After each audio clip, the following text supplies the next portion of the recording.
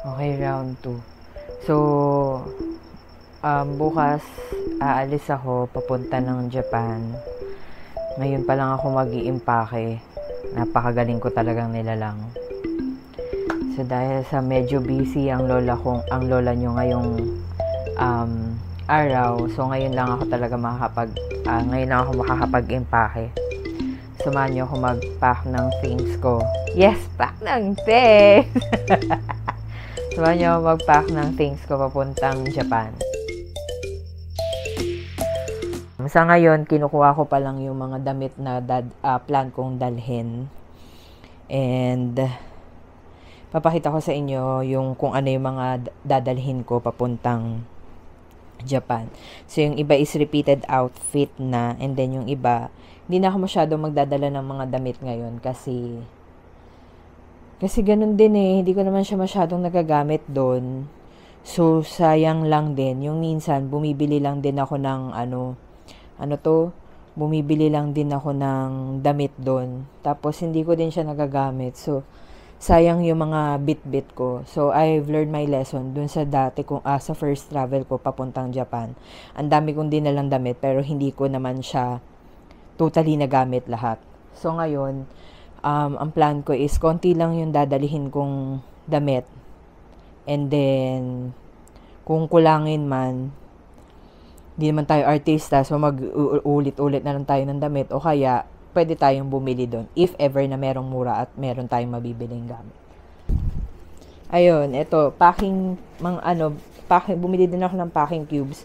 Ito yung parang compression na packing cubes. So, kailangan ko din siya ngayon kasi medyo baka bulky yung mga pants na dadalhin ko. And then, lalabas ko din yung so ilalabas ko din yung carry-on bag na dadalhin ko. So, ito lang siya. Ito yung binigay lang to sa akin ng boss ko. So, dadalhin ko din siya. Ito yung pang carry-on na bag ko kasi isang luggage lang yung plan ko talagang dalhin ngayon. Tapos, 20 kilos yung yung baggage. So, mamaya papakita ko sa inyo lahat kung ano yung impake ko. So, for now, kunin ko lang lahat ng mga dadalhin, yung mga gamit ko, tapos balikan ko kayo. Okay, so ayan na yung mga plano kong dalhin na damit. 'Di ba, konti lang. Konti lang talaga yan kasi hindi ko pa siya sandaling. Hindi ko pa siya nasusort. Kaya, onti pa lang siya. Hindi pa natin siya totally nasusort kung ano ba talaga yung dapat kong dalhin sa hindi ko dapat dalhin. Ayan. So, paano ba ito ginagawa lang na paghahalatang hindi ko alam tong tripod ko. Ayan, basta ganyan. Ayan. So, ngayon, magbabalot na ako. Hindi niya ako masundan. Sundan mo naman ako. Ikaw na nga lang susunod sa akin. Hindi siya nadaan sa Facebook. Ayan na, naka-active track on na. Ayan, so ngayon, mag-start na akong mag-pack ng damit ko.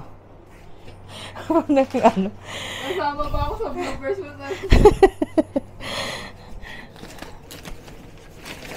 So, yan, iisa-isahin natin na i-pack yung mga bagay-bagay. So, ang limit ko lang dapat 20 kilos lang.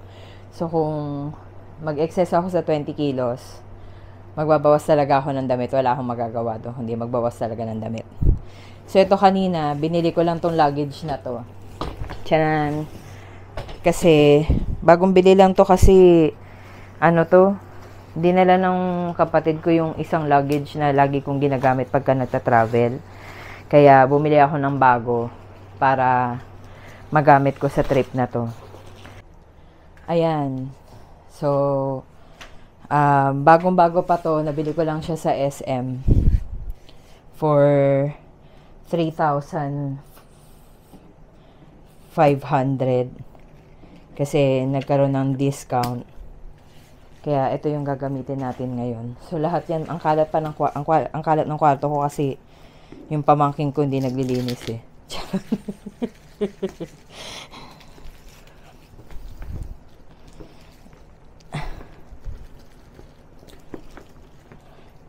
Ano ba yan? Ayaw matanggal. So, ngayon lang tayo magtatanggal din ng ng mga dito sa luggage kasi kabibili ko lang talaga niya literal kanina. Kasi kahapon nga, umattend ako ng concert ng 21. Sobrang hapit na talaga ako sa oras. Ano ba yan?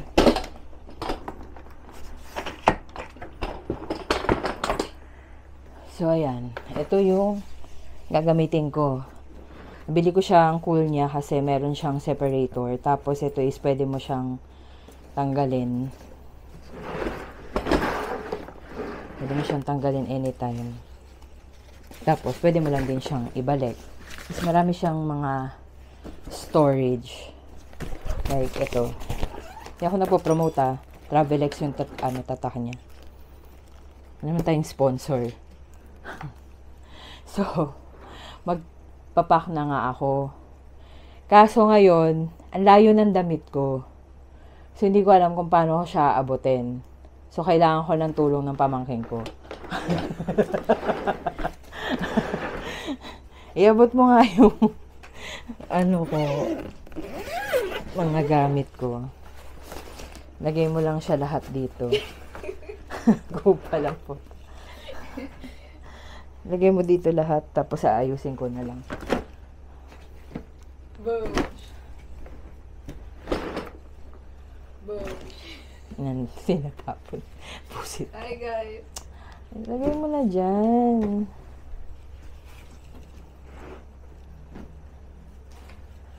Pati ba ito na? Alin? Oo, mga panty ko yan. Madudumihan agad yung luggage. Nandito ba yung ko? Dami ng balahibo ni Kiki.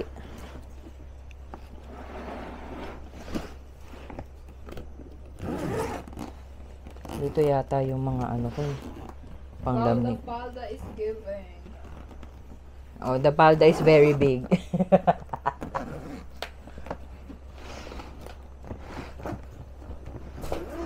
So, itong luggage na to, binili ko to sa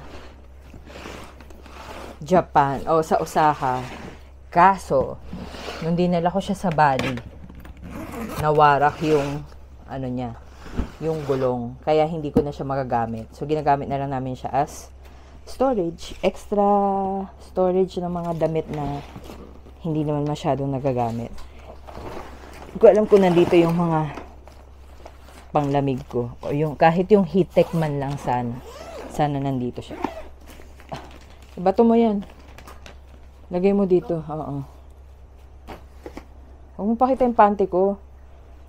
Wala na. Okay na yan. Hindi, lagay mo lang yan dyan. Wala dito yung heat tech ko. Uy, nakikita ka sa video. Tangarks ka.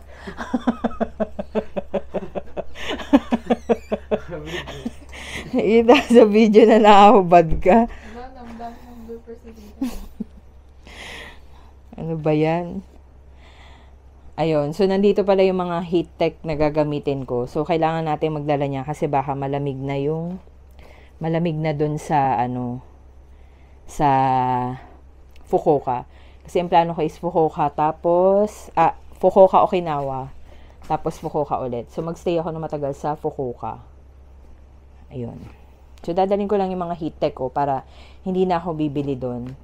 Alam ko mura lang naman yung heat tech doon. Pero, syempre meron na ako tsaka nilalagay lang naman yan sa loob ng damit. So, hindi na kailangan bumili ng bago. Ito, wala naman yata akong dadalhin dito. Wala naman akong dadalhin na gamit dito kasi mga VY shirt na to. At hindi naman tayo magsaswimming sa Okinawa. So, Hindi ko siya madadala. Yan. So, wala na akong kukunin dito kasi nakuha ko na yung heater. So, hindi na natin siya kailangan. Babalik ko na siya sa pinanggalingan niya. Okay. So, ayun. Dami kong damit. Sabi ko, onti lang. So, for sure, dadalhin ko yung heat tech ko. So, ito nga pala yung binili ko sa, binili ko sa TikTok shop. Na compressor, compressor packing cubes. So, 5 pieces siya. Tapos, pwede mo nang makompress yung mga laman nito. So, dalawa siyang zipper. Para siyang ganitong yung parang na-adjust. So, ganito siya. Ayan. Pagka hindi pa siya nakako-compress, nakaganito yung lagayan niya. So, yung normal na packing cubes. And then, pagka once down na nilagyan mo na ng gamit yon, pwede mong i-double zip para makompress yung mga damit mo. Amazing, di ba? Pero hindi ko pa siya natatry kung working. Okay? And then, 5 cubes to. So, 5 cubes yung damit na, 5 cubes yung itong lagayan na to. Kasi yung packing cubes ko is dala din ng brother ko. Dinala niya nung sumakay siya ng barko. Kaya, lahat talaga ng mga gamit ko for travel is bago na naman. Kaya sobrang gastos ng trip ko na to. Kasi, syempre, parang ulit tayo ulit sa umpisa. So, lahat ng mga ginamit ko before is hindi ko na magagamit ngayon kasi nga, dala ng brother ko. Like yung luggage, tas itong mga packing cubes, lahat ng mga organizers, dala-dala din ng brother ko. Ayun. So, open ko lang sa lahat. So, kung gusto niyo nito, yung link ilalagay ko sa description box. So, ito, ang ganda lang nito kasi meron siyang lagayan ng panties or yung mga undies ninyo or socks. Ganito siya kalaki. So, pwede nyo siyang ilagay dyan. Tapos, makokompress siya. So, ngayon ko pa lang siya itatry kung talaga bang makokompress siya. Sana. Tapos, yan. Ito, heat tech for sure. Kailangan natin tong dalin. Yung ultra warm. For sure naman, kasya pa naman siya sa akin. Medyo jumubis yung ate mong girl. So, dalawang pangtaas, yung dala-dala ko, actually, 3 pala, para salitan, tapos, 2 pangbaba, yung dadalhin natin, na para pagkalalabhan, salitan na lang siya. And then, dadalhin ko na din tong scarf na niregalo sa akin ng sister ko. So, dinala ko siya last time sa Osaka. Nagamit ko naman din siya. Itong palda na to ay hindi ko to dadalhin kasi masikip pa to sa akin. At saka ito, hindi ko to dadalhin kasi masikip to sa akin. Hindi pa siya kasya. Pagka pumayat na lang ako. Bro, lagay mo to dun bro. Hindi to kasama. Yung pang panty ko nakikita. Ayan. Special participation ng pamangkin kong tae. Charot. Lagyan natin yung mga panty natin dito sa packing cubes. Ayan. So, ang dadaling ko, same lang din. Ito, nagamit ko to sa Japan. And then, hoping nakasya pa rin siya sa akin ngayon. So, dadalihin ko siya. Inisip ko kung dadalhin ko ba siya, parang hindi ko na siya dadalhin. Kasi, may dala na ako sang skirt. So, lalagay natin siya dyan. Tapon lang. Ito, magdadala ako ng skirt. Kasi, ito ay, a-attend ako ng wedding ng cousin ko doon sa Okinawa. And kailangan kasi, so since Japanese siya, so kailangan formal yung outfit. So kaya bumili ako nito, sa Shein ko siya nabili. So terno na siya. Meron siyang coat. Ayan, super laki nito kasi 3XL siya. Hindi ko nga alam bakit 3XL yung binili ko. Masayaan na. So, wala na akong magagawa. So, ito yung partner niya. Magka-partner silang dalawa. So, lalagyan ko na lang siya ng inner sa loob. Tapos, basta stylan ko na lang siya. So, kailangan ko itong dalhin. Kasi ito ay isusuot ko sa kasal ng pinsan ko. So, dadalhin natin siya. So, lahat ng mga dadalhin ko, ilalagay ko dito sa kabilang side. So, lahat ng mga hindi ko dadalhin, nandito sa kama ko. So, ito, dadalhin ko to. Tapos, yung mga heat tech ko, kailangan ko din sila. So, dadalhin ko siya. And then, t-shirt, syempre, kasi sa Okinawa naman, hindi naman ganun hindi naman malamig. Hindi naman talaga siya as in lumalamig ng bonggang-bongga. Tsaka mainit naman daw doon, sabi ng tita ko. Kaya t-shirts lang yung dadalhin ko. So, siguro mga mga dalawang pairs, tatlong t-shirts lang yung dadalhin ko. Para medyo mayroon lang tayong magagamit. So, puro itim lang, itim and gray. Kung mapapansin nyo, yun lang talaga yung color ko. Yan, 3. Tapos, ito, dadalhin ko tong trouser just in case kasi ang dami kong plan na puntahan sa Okinawa. Tapos, para ma-share ko din yun sa inyo. Kasi, guys, sobrang ganda ng Okinawa. Hindi ko alam kung wala masyado kasing Filipino na vlogger na nagpupunta doon. Kaya hindi masyadong na-explore yung Okinawa. Pero kapag pinuntahan nyo siya, ang daming pwedeng gawin na free. Tsaka sobrang mura din niya. Kaya mag-explore tayo. So magdadala ko ng trouser pang formal lang din. Ayan, trouser na isa. And pangalawang trouser.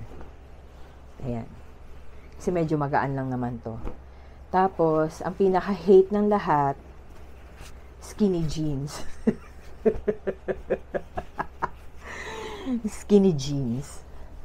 Inisip ko kung dadalhin ko ba to, hindi na. Huwag ko nang dalhin. Hindi ko na daw dadalhin. So, tapon ko na. Bakit ba ayaw nyo ng skinny jeans? And then next, eto, baggy pants. So, kailangan ko siyang dalhin. Para presentable naman ako sa pagka namasyal kami sa Okinawa. So, since hindi nga siya ganun kainit doon, so pwede ko itong magamit. Hindi pala ganun kalamig doon, so pwede ko itong magamit doon. So, ayan. And then, itong t-shirt na to, pambahay, hindi na siguro. Tapos, panty. Ayan. So, plan ko din palang mag-workout ulit doon. Plan ko talaga na mag-workout sa Anytime Fitness doon. Kaya magdadala ako ng pang-workout na damit. So, isa lang siguro na leggings. Kasi baka sumobra na naman ako tapos hindi ko naman siya magagamit. So, isa lang yung dadalhin natin na leggings. And then, ito yung gagamitin kong, ito yung susuot ko sa airport, jogging pants para komportable lang ako. Tapos, syempre, mga bras. And then, socks. Siyempre, kailangan natin ng socks, diba? Kasi naka-rubber shoes ako. So, itong socks na to is, susuot ko na din bukas. Sama siya ng black na pants. And, ito, hindi ko naman to dadalhin. So, kailangan ko pa ng isa pang jogging pants para pagka nasa bahay ng tita ko is medyo komportable naman ako. And then, t-shirt. Kung nga alam kung dadalhin ko pa to. Ito siguro pwede itong pang partner sa baggy pants. Tapos, itong white na t-shirt na bago pa. Ito, maganda din to pang baggy pants. Ayan. So, dadalhin natin siya. Ito, manipis lang naman to. So, pwede to pagka halimbawa nasa hotel na ako ng Fukuoka. So, pwede ko siya magamit ng pantulog. Tapos, yan lang. Itong mga to, hindi ko na siya dadalhin. And then, mga bra ko, nandito na siya. So, lahat ng mga bra, ito manipis lang din to. So, kailangan ko tong dalhin. Baka just in case kailanganin ko. Tapos, yung mga bra ko, tsaka medyas.